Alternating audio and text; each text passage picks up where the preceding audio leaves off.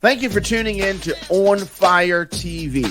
We are a 24-hour independent news and entertainment channel. We produce original movies, documentaries, reality-based shows, and podcasts. On Fire TV is made possible because of viewer and listener support.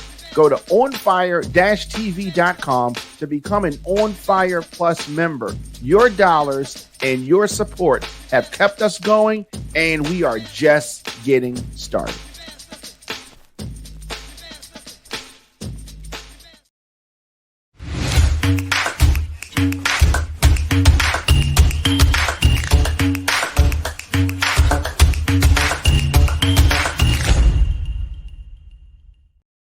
Welcome back. Your man Diamond K in here, of course. The Diamond K Show on fire-tv.com, on fire-tv.com. Thank you for joining me. Thank you for tuning in. Happy Monday to everybody. I got so much to get into. And, we're going to start right here in Baltimore.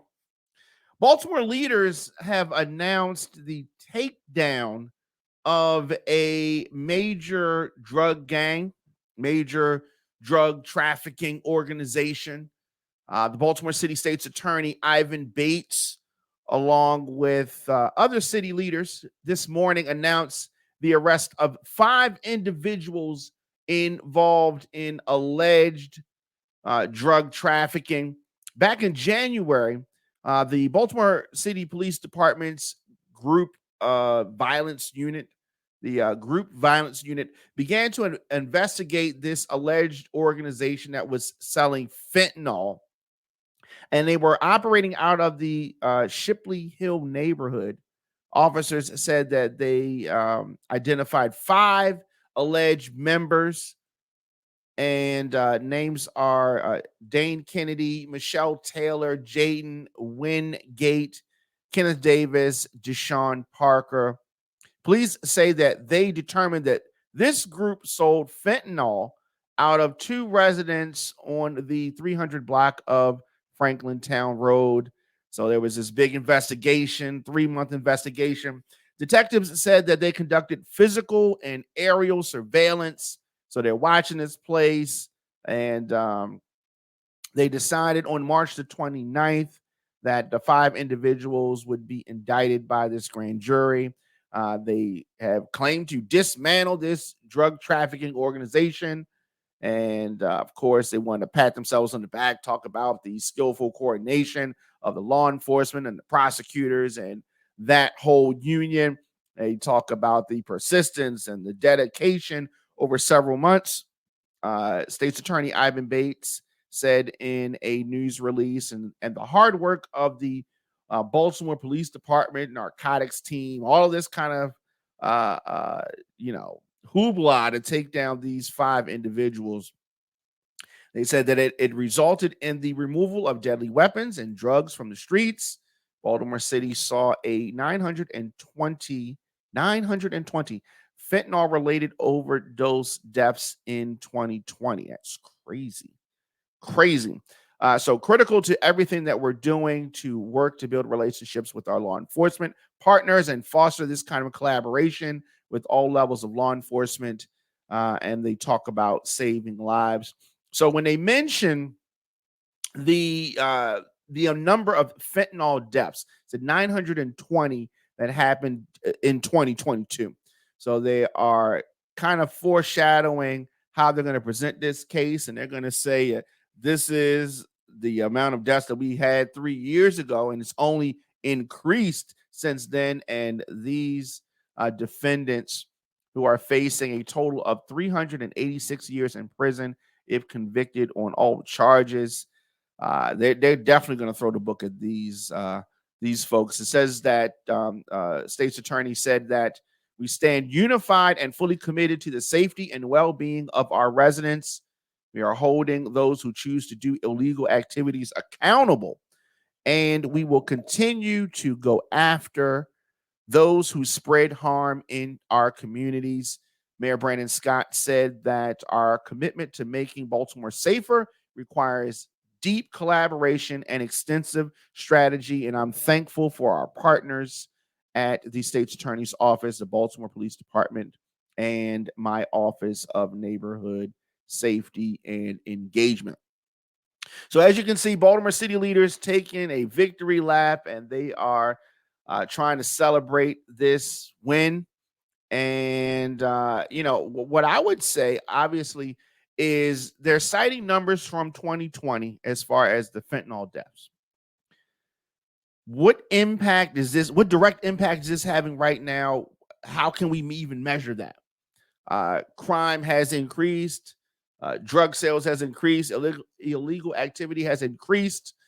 Yes, I am definitely applauding them for taking these alleged drug offenders off the street, and we'll see what is the result of their trial.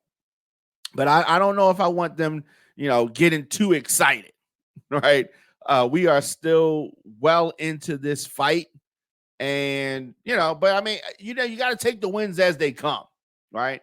And so this is definitely something that the city leaders are excited about. And, you have to build momentum and all that. So I don't want to be too down on them for getting this done. And we'll see what happens after this. Let me know your thoughts in the comment section, of course. Instagram, Facebook, Twitter, LinkedIn, TikTok at The Diamond K Show, of course, onfire-tv.com, onfire-tv.com. So just take a quick break, and we'll be back with more of the show after this. Thank you for tuning in to On Fire TV. We are a 24-hour independent news and entertainment channel. We produce original movies, documentaries, reality-based shows, and podcasts. On Fire TV is made possible because of viewer and listener support. Go to onfire-tv.com to become an On Fire Plus member. Your dollars and your support have kept us going, and we are just getting started.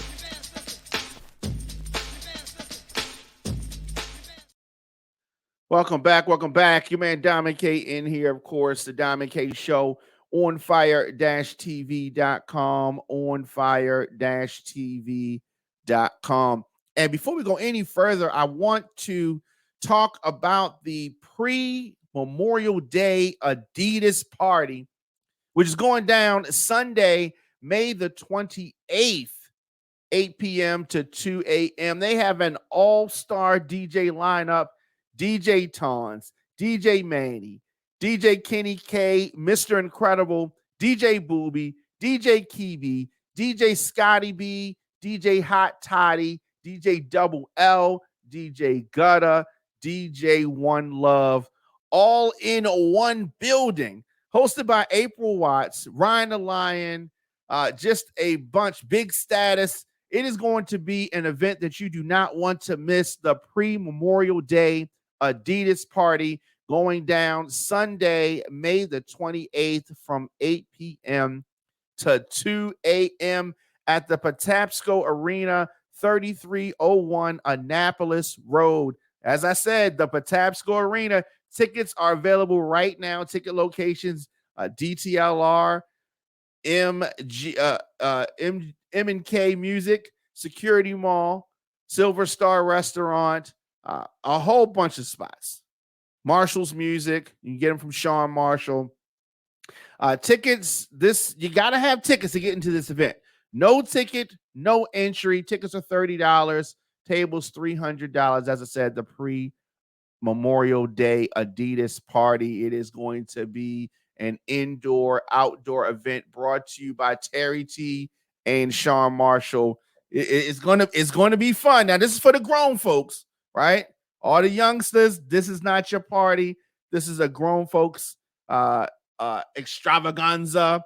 And of course, On Fire TV is going to be streaming live from this event. It's going to be a whole lot of fun. As I said, it goes down Sunday, May the 28th, the pre-Memorial Day Adidas party. Get your tickets right now. Patapsco Arena is going down. You got to have a ticket to get in. All right. So we're back here on the program. And, there's been a lot of talk about it. A lot of talk about Freaknik. For those of a certain age, you remember Freaknik. You know what it was.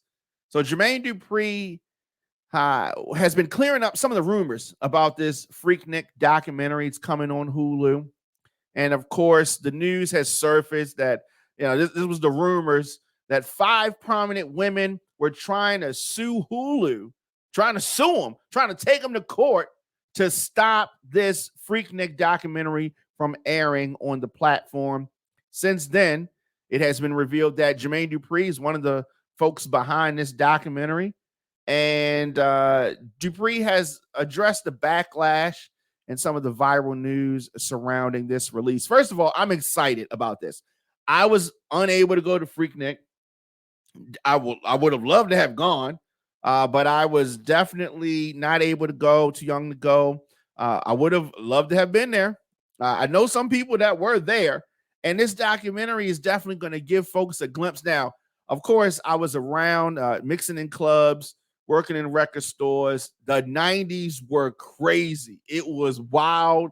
It was loose. So I'm definitely looking forward to seeing this documentary. Now, Jermaine Dupri recently was on the Tamron Hall show, and he was talking about Freaknik, which is the official title, is Freaknik, the Wildest Party Never Told, this documentary. And he was speaking about people being concerned about their past possibly being shown. I mean, it is what it is. The cameras were there. You did whatever. I mean, it's going to come out, right? So Jermaine Dupri said that I want to say this to all of the people out there. My vision of Freaknik is really a story about the South and Atlanta. It's really not a story about what everybody keeps talking about. Now, Jermaine Dupri, of course, a legendary producer, and I've said it many times on the show that Jermaine Dupri is my favorite producer. Okay. But anyway, Jermaine Dupri continued and says that I don't like that part, talking about the negative side of, just the what people are saying about this upcoming documentary, the negative side of it, or the potential negative side of it. He says he doesn't like that part. He said that he feels that it's a bit disrespectful because essentially Jermaine Dupri is trying to tell the story of Atlanta. He's somebody that really holds down Atlanta. And the years that I've lived there, and even before I lived in Atlanta, just watching him, he wasn't the only one, obviously, but he definitely wore his Atlanta pin. Right? He wore his Atlanta hat. I mean, the song "Welcome to Atlanta" and so much more. But anyway, he really is drawing a line from the Freaknik to where Atlanta has grown to be the place that it is today. People came to Atlanta through Freaknik. A lot of folks stayed after that. And, it's definitely one of the ways that Atlanta has become this multicultural, multi-city place. I've often talked about it on this show that I was invited to go live in Atlanta many years before I actually did. Frank Ski kind of put the bug in my ear, but I wasn't ready to go in 1998 to Atlanta. I did not go to Atlanta until 04. I did not move to Atlanta until 04. And here's how it happened. And I can understand how it happened for folks that went to Freaknik. I went to Atlanta. I went to a birthday party. I went to Atlanta for a birthday party for Frank Ski later on. And it was just like, wow, this is crazy. And he had already been there for a few years. So, but Freaknik wasn't as wild as the parties that I went to. But I'm just saying, you go down there and you get exposed to a different type of energy. The people are nicer. And I'm talking about my experience was in 04. Freaknik was in the 90s. But yeah, I can see how, if you got a certain kind of mindset and you live a certain place, you're like, wait a minute, I'm doing all this at home. I'm gonna come down here and bring some of this hustle and this energy down here. And that's how it can happen. But Freaknik definitely played a big part during that period.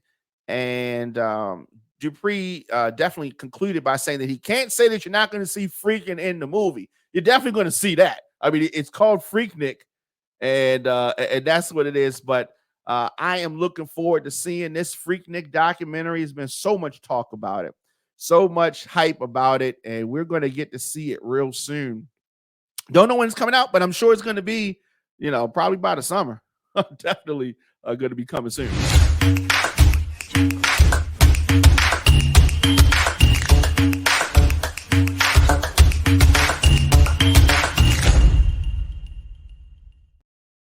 Sad news out of Illinois. Very sad news out of Illinois. At least 6 dead, dozens injured after a dust storm has caused multiple crashes. Multiple crashes. A dust storm. Nothing. We don't see anything like that here in Baltimore. But this windstorm in southern Illinois, kicked up dangerous clouds of blinding dust off a farm field today. It caused numerous crashes and killing at least 6 people on Interstate 55, according to police. The late morning crashes involve 40 to 60 cars, multiple tractor trailers, 2 of which caught fire. It was just a horrible scene. Like I said, at least 6 people died. I-55 was shut down in both directions. That's equivalent to the I-95 here on the East Coast. Now, reports state that it was a spring version of a whiteout situation. Typically you see these whiteouts in a winter snowstorm, but this is, springtime. The cause of the crashes were due to the excessive winds blowing dirt from farm fields across the highway, leading to zero visibility. Just a really, really tragic situation. Winds at the time were gusting between 35 to 45 miles per hour, according to the National Weather Service. Now, it's very flat, very few trees. It has been very dry across the area for the last 3 weeks, and these are definitely the recipes for disaster. Farmers out there were tilling their fields and planting. The top layer soil is very loose. So more than 30 people were transported to hospitals with injuries following the crashes. Both occurred in the southbound and northbound lanes. And they're saying right now that I-55 will be closed until late morning or early afternoon on tomorrow. So definitely sending our love and thoughts to folks over in that area of the country. Listen to the Diamond K Show on fire-tv.com, on fire-tv.com. So let's take a quick break, and we'll be back with more of the show after this. It's the Diamond K Show. So much going on in the world. You talk about things from the perspective of how it is. DJ Diamond K, sometimes it comes off like you are almost not in support of, but you just accept the way things are and there's no chance of change. Check me out on YouTube. That's the part that I am just like, on firetv.com. Welcome back. Your man Diamond K in here. Of course, the Diamond K Show on fire-tv.com, on fire-tv.com. Now, a bill that they're proposing would allow 14-year-olds, 14, to serve alcohol in Wisconsin. Crazy, if you ask me. So 14-year-olds could serve alcohol to seated customers in bars and restaurants under a bill that has circulated for co-sponsors today. A pair of Republican state lawmakers are trying to get some energy for this. Now, under the current law, only workers age 18 could serve alcohol to customers in Wisconsin. This bill would broaden that to workers 14 to 17. They could only serve to seated customers, not drinkers who are at the bar itself. So the current age limit on serving alcohol causes workforce issues due to an establishment's the underage employees only being able to do part of their job, the bill sponsor says. And so, they're trying to get creative, get some creative, simple solutions to the state workforce shortage They have a problem, obviously, in the food and beverage industry. So the bill requires licensed operator of the bar or the restaurant to be on premises and supervising. Although no one under the age of 21 can legally drink, those under 21, including minors of any age in Wisconsin, can drink in bars and restaurants if they are with their parents. Imagine that. Now, if this proposal passes, Wisconsin would have the lowest age limit for workers allowed to serve alcohol. The lowest. Now, the measure is a long way from becoming law. It must pass the Senate and Assembly, both controlled by Republicans, and be signed by the Democratic governor, Tony Evers. So his spokesperson mocked the proposal on Monday, listing numerous initiatives that Evers has proposed to address the state's workforce shortage, including building more housing and funding schools, before forwarding a message detailing this Republican bill.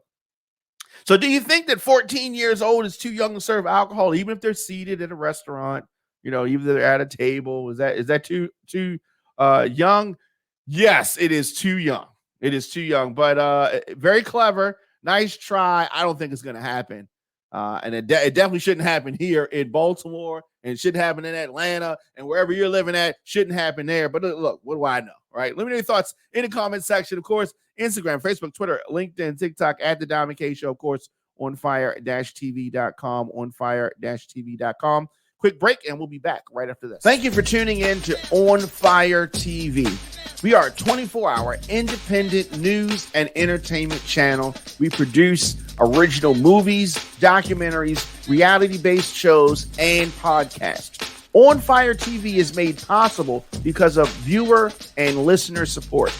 Go to onfire-tv.com to become an On Fire Plus member. Your dollars and your support have kept us going, and we are just getting started.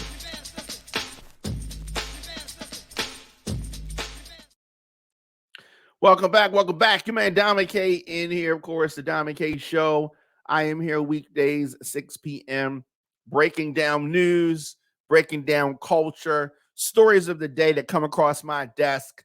And of course, onfire-tv.com is where you go to check it out.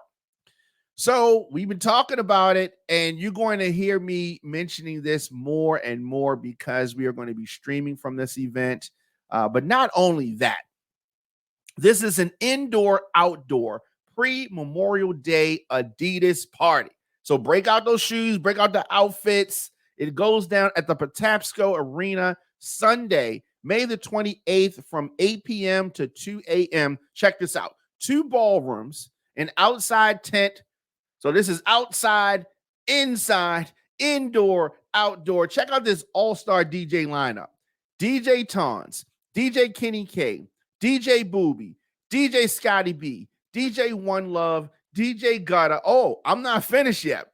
DJ Manny, DJ Kiwi, Mr. Incredible, DJ Double L, DJ Hot Toddy, all hosted by April Watts, Ryan DeLion, Big Status. There's free limited food, cash bar. Tickets are only $30. Tables are $300, and you can get those tickets right now. Now, check this out. You've got to have a ticket to get in this event. Let me say that again. This is a ticket-only event. So you got to get those tickets. DTLR, MNK Music Warehouse Security Mall, Silver Star Restaurant, 801 Bonaparte, their Cash App at Terry T Productions, Zelle 443-953-1966, Terry T Productions, 443-953-1966. This is a ticket-only event. No ticket, no entry, no exceptions. The indoor-outdoor pre-Memorial Day Adidas party at Patapsco Arena Sunday, May the 28th from 8 p.m. to 2 a.m. Now check this out. This is for grown folks. I understand some of our young listeners and some of our young viewers. This is not the party for you. This is a grown folks party brought to you by Terry T and Sean Marshall, the pre-Memorial Day Adidas party. We're going to be streaming live from this event, streaming live at onfire-tv.com. It's going to be a lot of fun. I'm looking forward to it. Get those tickets right now. So welcome back. Welcome back. We are here. Of course, you need to get in touch with me, djdiamondk at gmail.com. You want to check out any episodes of the show, anywhere you get podcasts. You can check out the program or just visit onfire-tv.com/diamondk. So before we get out of here, I mean, the rematch that nobody wants, Biden versus Trump, the seniors rematch. Now, listen, before you start acting like I'm great, dump on seniors. I love seniors. My parents are seniors. Now, the campaign is in its early stages, but the 80-year-old president, Joe Biden, is preparing more than likely to run against the 76-year-old Donald Trump. Who wants to see that? Nobody wants to see that. Nobody wants to see that. Now, I mean, here we go. I feel like we've been down this road before, and everything that we're gonna see, we saw in 2020. So the president has formally launched his re-election campaign.